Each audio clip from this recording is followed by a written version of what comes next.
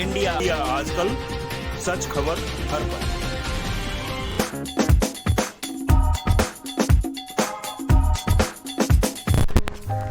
Hello दोस्तों, नमस्कार। मैं हूँ ईश्वर यादव, एडिटर इंडिया आजकल, सच खबर हर पल। और आज मेरे पास साथ में हैं मेरे बहुत पुराने अजीज़ दोस्त जो फिल्म इंडस्ट्री में पिछले 20 साल से अपना जलवा बिखेर रहे हैं कई तरह से, न सिर्फ बतौर एक्टर बल्कि लिरिक्स राइटर भी, और भी कई, क्योंकि ये थिएटर से ट्रेंड एक्टर हैं। इनका नाम है जितेंद्र यादव। यादव साहब, स्वागत है। तो सर ये बताइए, अभी हाल ही में आपने जो एक गाना रिलीज़ किया है यूपी इलेक्शन यानी चुनाव गीत जी, बहुत ही अफलातून गाना है। जी जी, काफ़ी लोग पसंद कर रहे हैं। हाँ जी। क्या किस तरह से आपके दिमाग में आया उसको बनाने का आइडिया? सर ये गाना मेरे दिमाग में जुलाई में था। मैं अच्छा। तो जब उसके पहले पिछले साल जब वहाँ पे हाथरस वाला कांड हुआ था, हाँ हाँ हाँ। उस पीरियड से मेरे दिमाग में चल रहा था ये। तो और तमाम चीज़ें चल रही थी, जो हाथरस हुआ और आपका लखीमपुर खीरी वाला किसानों वाला मुद्दा रहा, वो हुआ, महंगाई का मुद्दा। तो ये तमाम चीज़ें हमारे वो चल रही थी, जो कि आज के देख ही रहे हैं कि जो मेन स्ट्रीम मीडिया कुछ दिखा नहीं रहा है। जी जी, बिल्कुल सही।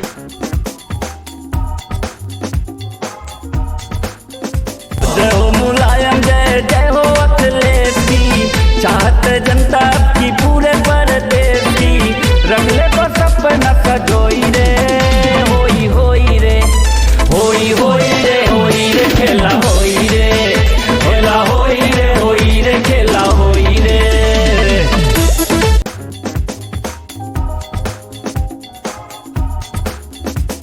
तो एक लेखक और गीतकार होने के नाते, कलाकार होने के नाते, मेरा भी ये फर्ज बनता है कि भाई चाहे जिस रूप में सच्चाई को दिखाया जाए। किस तरह से आप इस गाने को बनाने में सफल हुए? क्योंकि ये बहुत ही अच्छे लिरिक्स हैं, इसमें बहुत अच्छा म्यूजिक है, बहुत अच्छी आवाज़ है सनी यादव की, और उतना ही अच्छा वीडियो एडिटिंग भी किया है आपने। जी। तो ये सब चीज़ें किस तरह से और कितने दिन में आपने की? सर ये गाना तो लगभग जुलाई में लिखा था, कुछ अंश उसका मुखड़ा। अच्छा अच्छा। और उसके बाद फिर आकर के मुंबई में मैं आया अगस्त में। अच्छा।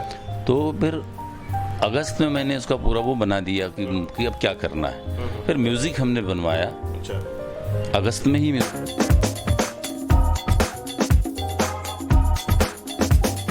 सबके ही समझावे ले सनी यादव दागा के, देश के गाथा सुनावे ले, जागा जागा मोरे भैया नहीं डूब जाई नैया, बिना खिले से नैया के खेई रे, होई होई रे, होई होई रे, होई रे खेला होई रे, खेला होई रे।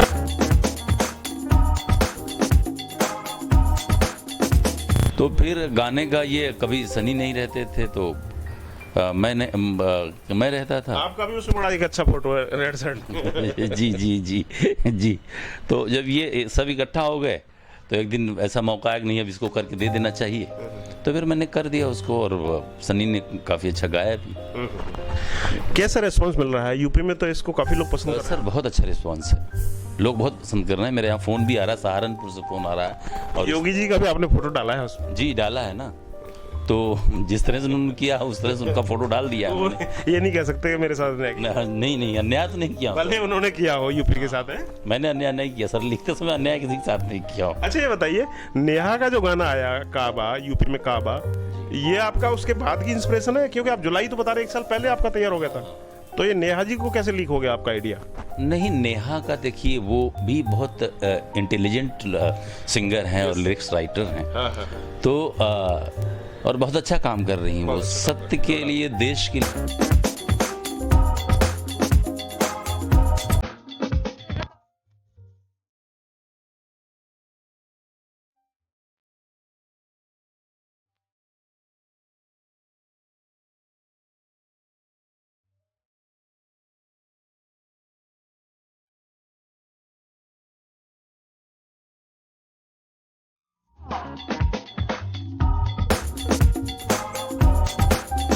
ये तमाम चीज़ें बेरोज़गारी के लिए और मतलब इंसानी ज़िंदगियों के लिए और तमाम चीज़ें जो हैं उनके दिमाग में, और उनकी कदर करता हूँ मैं। बहुत अच्छी लेखिका गीतकार हैं और बहुत अच्छी सिंगर भी है। लोग भले भी उनके बारे में कुछ लोग उटांग उटांग बोलते रहते हैं, लेकिन सच्चा मैं तो उनसे यही कहूँगा कि आपको अगर लोग बोलने वाले बोलने को, आप अपना काम करते रहो। अच्छा, आपकी एक फिल्म आई थी जातिवादी जी, जातिवाद या कुछ और भी, उसके बारे में बताइए, उसमें क्या क्या आपका कंट्रीब्यूशन था? सर वो सब्जेक्ट मेरा लिखा हुआ था। और फिल्म मेरे सानिध्य में ही बनी थी, एज ए हीरो मैंने किया हुआ।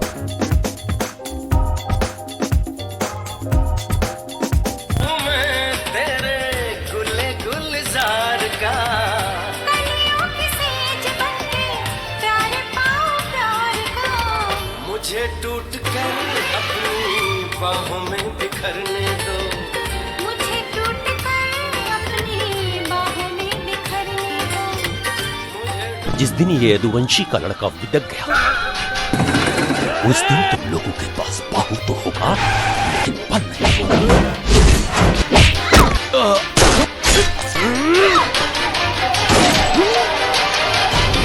जातिवाद।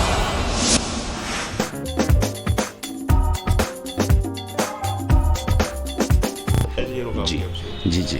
तो सामाजिक सरोकार से को लेकर के आप शुरू से एक्टिव रहे, यानी आप जो भी करते हैं उसमें कहीं ना कहीं सरोकार रहता है। जी जी जी। तो क्या ये आपके थिएटर की देन है या कुछ और? नहीं सर, ये बचपन से था। मैं बचपन से थिएटर में था, और जब मैं तीसरी कक्षा में पढ़ रहा था उस समय मैं अपने यहाँ एक लोक गायन होता है बिरहा, तो जिसे मैं तीसरी कक्षा से ही मैं मंच पर था।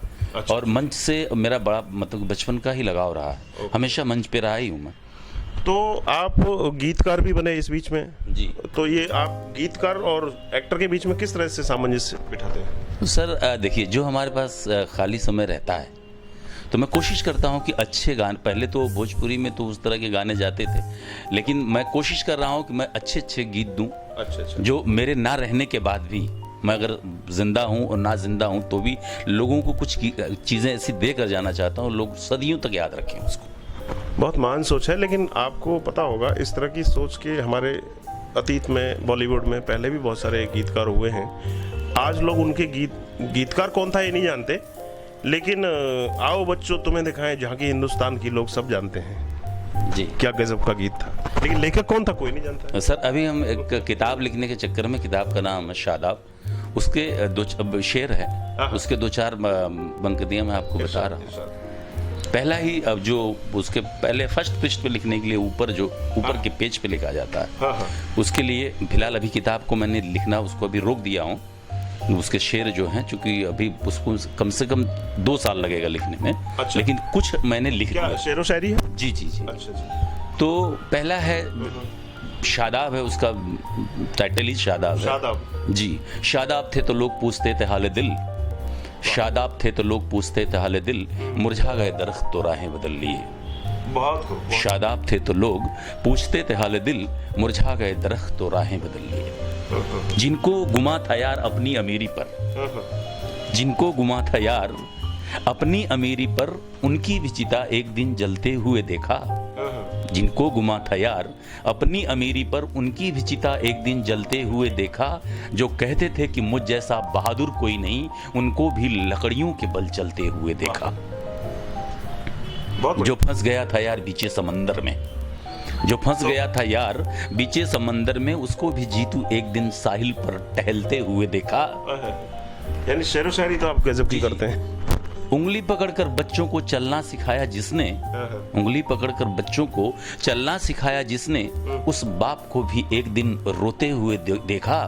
गीले बिछौने पर सोकर जिसने सुलाया सूखे पर, गीले बिछौने पर सोकर जिसने सुलाया सूखे पर, उस माँ को भी खाट पर तड़पते हुए देखा। मतलब परस्त दुनिया की क्या हाल बताए जीतू, भाई को भाई से एक दिन कटते हुए देखा। बहुत ही धारदार आपकी लेखनी है। जी सर, शुक्रिया। बर्दाश्त कर पाते हैं क्या बॉलीवुड के? नहीं ऐसे सर, वो तो बहुत सारे हमारे गाने अभी हमने लिख के रखा, अभी रिकॉर्ड होने वाले हैं। हिंदी उर्दू के गाने आपको लगेगा कि मतलब हम 95 दशक के पहले जो आज के गीतों का कोई मतलब नहीं है, कहाँ उसका मुखड़ा शुरू होता है, कहाँ तक। वही हम कहना चाह रहे हैं पैराग्राफ की तरह चला जाता कि है। जिस तरह के गीतकार आप हैं, आज का माहौल एकदम अलग है, उसकी कदर नहीं यहाँ पर नहीं है। लेकिन मैंने उसमें ढलते हुए भी कुछ गाने लिखे हैं, क्योंकि आज की न्यू जनरेशन का और पुरानी जनरेशन को मिला करके। लेकिन वो आने चाहिए ना पर्दे पर, या जी, जी, जिस भी माध्यम से आए लोगों के बीच में आने चाहिए। हाँ हाँ, वो जरूरी है, आना जरूरी है। लेकिन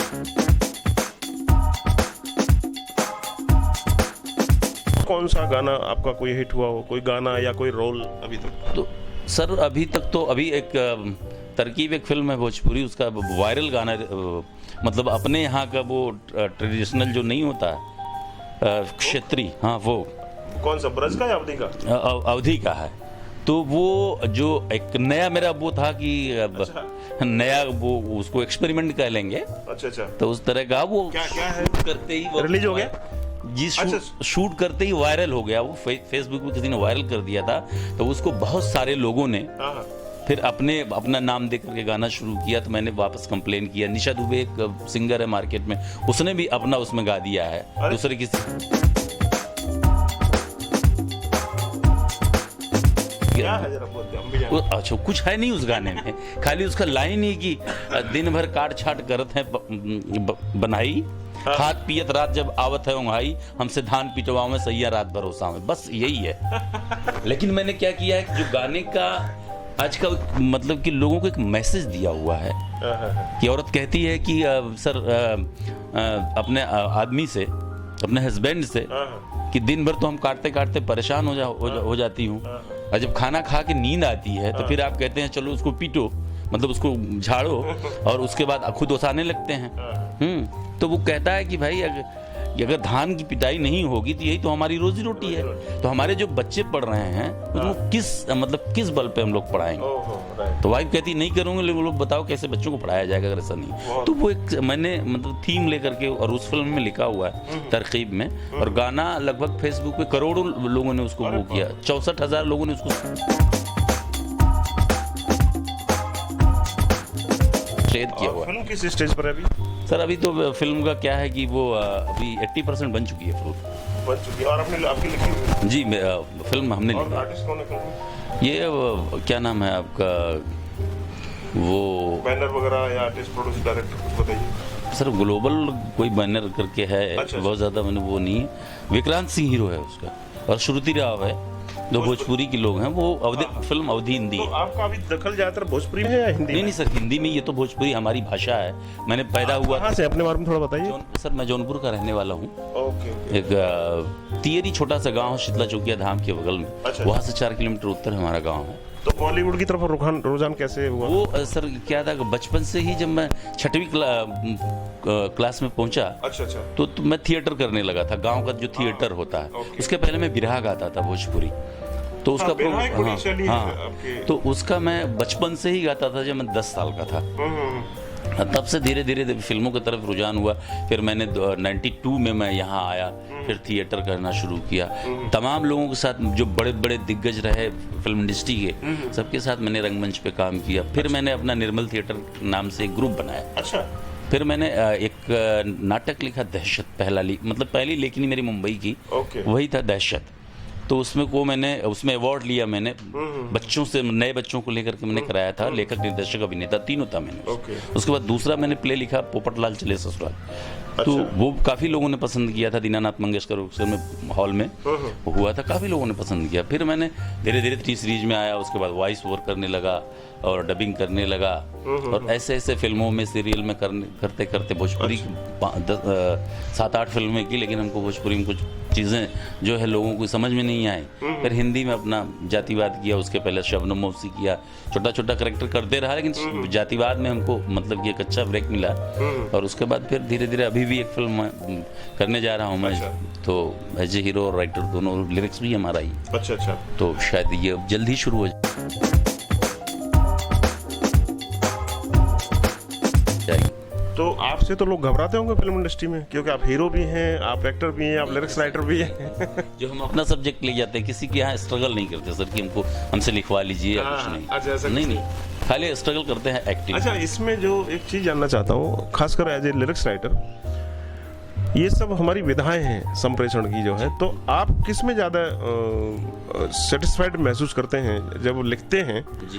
तो क्योंकि स्क्रिप्ट लिखते हैं तो वो तो टाइम लगता है उसको बन के आने में, लेकिन गाना लिख देते हैं फटाफट लिख देते हैं और रिलीज हो जाता है। थोड़ा सा मुझे बड़ा कंफर्टेबल महसूस होता है कि गाना जल्दी, मतलब कि गाना ही ज़्यादा लिखना चाहता हूँ। स्क्रिप्ट में बहुत ज़्यादा वो नहीं, लेकिन अगर बहुत अच्छा कोई किसी ने प्रेशर किया कि नहीं भाई हमारे लिए लिखिए, तो फिर लिख देता हूँ कि वो चीज़। अच्छा, आपकी उर्दू पर भी अच्छी पकड़ है थिएटर में के होने की वजह से। जी। उर्दू लैंग्वेज अगर नहीं होती तो क्या आपको लगता है कि आपकी जो शेर व शायरी है, कविताएं हैं, इतनी धारदार हो? नहीं सर, नहीं हो पाती। मैं आपको बता रहा हूँ, डॉक्टर धर्मवीर भारती का एक नाटक है अंधायु, तो वो महाभारत के 17वें दिन की कहानी है, ठीक है। उसके डायलॉग है कि अब सुन लीजिए कि कैसा, मतलब कि आज के तो जनरेशन देख ही नहीं पाएंगे, आधा समझ ही नहीं पाएंगे। डायलॉग एक आपको बता रहा हूँ, सहरा सहरा खाकशा नहीं सॉरी, ये तो ये डायलॉग है उसका, थके हुए हैं हम पर घूम घूम कर पहरा देते हैं इस सूने गलियारे में। अच्छा। इस सूने गलियारे में जिनके इन रत्न जड़ित फर्शों पर कौरव बधुए कभी मंथर मंथर गत से सुरभित पवन तरंगों से चलती थी, आज वे विधवा हैं। थके हुए हैं हम इसलिए नहीं कि कहीं युद्धों में हमने भी बाहुबल दिखाया है, प्रहरी थे केवल हम। 17 दिन के उस लोम हर्षक संग्राम में ढाले हमारी ये निरर्थक पड़ी रही, अंगों पर बोझ बनी रही। रक्षक थे केवल हम, रक्षणी कुछ भी नहीं था। संस्कृति थी एक बूढ़े और अंधे की, जिनकी संतानों ने महायुद्ध घोषित किया। बाप रे बाप रे। तो ये इतना लंबा आप कैसे बोल पाए? ये कंठस्थ है आपको? तो जी, उस समय तो पूरा स्क्रिप्ट याद रहती थी, तो जो हम लोग प्ले करते थे तो पूरी स्क्रिप्ट मुझे याद रहती थी। तो ये क्या वजह है? लैंग्वेज की जो धार उर्दू में है वो हिंदी की भी धार है, लेकिन वो एक अलग तेवर की है। ये क्या है, लैंग्वेज विदाउट, देखिए हिंदी उर्दू के बगैर और उर्दू हिंदी के बगैर अधूरी है। मतलब दोनों का अगर दोनों को मिलन नहीं होगा तो आप कहीं भी साहित्य तो एक अलग है, हिंदी साहित्य उर्दू साहित्य अलग है, लेकिन हिंदुस्तान की जो हमारी तहजीब है, संस्कृति है, वो दोनों भाषाओं को लेकर के बनी है। मेरे एक बड़े पुराने मित्र हैं, लैंग्वेज पर बड़ी अच्छी पकड़ है वो। जी जी। उनको कोट करते हुए मैं उनकी ही बात आपके सामने रख रहा हूँ कि आज जो लोग जी ये कहते हैं कि उर्दू मुस्लिम की है और हिंदी हिंदू की है, ये सरासर गलत है। गलत है सर। दरअसल उर्दू का जन्म मथुरा में हुआ था। जी। उर्दू का जन्म मथुरा में हुआ था, और उससे बड़ी बात यह है कि वो हिंदुओं द्वारा किया गया था। अरे सर, हम आपको मथुरा की ही बात बता रहे, कहाँ पे इनका मंदिर है ठाकुर जी का, कृष्ण जी का। रसखान कौन थे सर? आप जानते हैं, अफगान से आया हुआ एक आदमी रसखान। आज अब आप जब हिंदू और मुसलमान की कोई भी बात करता है तो तकलीफ इस बात की होती है कि अगर जिसे अगर सीख लेनी है तो वो रसखान से ले ले। सही बात कि आकर के वो एक आदमी अफगान से आकर के, और अगर आप मानते हैं, ठीक है, मानते हैं अगर कि ईश्वर है, तो एक आदमी कृष्ण जी के इंतजार में वहीं मर, और वहीं आदमी मरा, वहीं उसकी वहाँ बनी हुई है। तो हम देश को कहाँ लेके जा रहे हैं सर? ये सब पॉलिटिक्स है जो आज चल रहा है। आज की जो राजनीति, आज जो 7 से 10 साल के अंदर जो राजनीति शुरू हुई है सर, इसका स्तर कहाँ है? लोगों ने देश को कहाँ ले जा रहे हैं लोग? तो अब मैं क्या मानूं, क्योंकि आपने तो राजनीति का गीत बना दिया, तो मैं ये मानूं कि आपका राजनीति में आगाज है। सर राजनीति, हम कलमकार हैं सर, हम कलाकार हैं। राजनीति अगर कभी करना पड़ेगा तो राजनीति करूंगा, लेकिन हम वो राजनीति करना चाहते थे जिसे अटल बिहारी वाजपेयी करते थे। मैं वो राजनीति करना चाहता हूं जो चौधरी चरण सिंह करते थे। मैं वो राजनीति करना चाहता हूं जो वल्लभ भाई पटेल करते थे। मैं वो देशभक्त बनना चाहता हूं जो सुभाष चंद्र और भगत सिंह थे, चंद्रशेखर आजाद थे। तो वो तो दौर ही अब नहीं है। अब इसके जिम्मेदार आप किसको मानते हो? वो तो दौर ही नहीं है, तो क्या हम सबसे बड़े जिम्मेदार हम हैं सर। सबसे बड़ा जिम्मेदार हम हैं, हम इस देश की जनता है सबसे बड़ी जिम्मेदार। हम समझ नहीं पा रहे हैं सर, हम कुछ समझ नहीं पा रहे हैं। अच्छा, दूसरी बात है कि बोले कौन?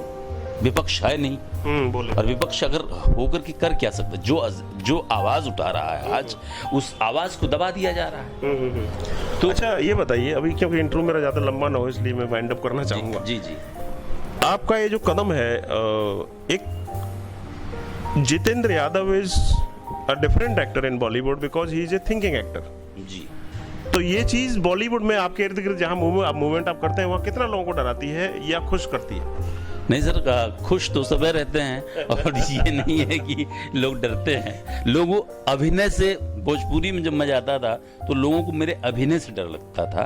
ये मुझे अपने जबान से नहीं कहना चाहिए था, लेकिन मैं करना भी नहीं चाहता था बहुत ज्यादा। लेकिन क्या है कि भोजपुरी में क्या है कि अभिनेता कम है, अभिनेता कम है, सब आगे पीछे घूमने वाले लोग हैं। कलाकार तो अभी रहा ही नहीं है अपने यहाँ भोजपुरी में। नहीं तो इतने बढ़िया बढ़िया एक्टर सर मार्केट में घूम रहे हैं। और भोजपुरी फिल्म इंडस्ट्री की विडंबना है कि वहाँ कोई थिएटर्स नहीं पहुँच पा रहा। वहाँ जो उसका मूल है, जो अच्छा एक्टर मिलना चाहिए भोजपुरी को, अभी तक ना एक्टर मिला है और ना कोई डायरेक्टर मिला है बढ़िया भोजपुरी को। इन्हीं शब्दों के साथ आपसे विदा लेंगे। बहुत बहुत धन्यवाद। शुक्रिया सर। दोस्तों, ये इंटरव्यू आपको कैसा लगा आप नीचे कमेंट बॉक्स में करके हमको बताएं, और वीडियो अच्छा लगा हो तो इसे शेयर करें दोस्तों में। चैनल अभी तक सब्सक्राइब नहीं किया हो तो सब्सक्राइब कर लें। धन्यवाद। मिलते हैं ऐसी किसी स्टोरी के साथ।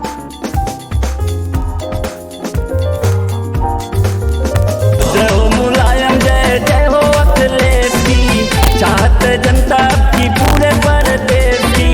रंगले को सपना सजोई रे, सबके ही समझावेले। सन्नी यादव गा के देश के गाथा सुनावेले।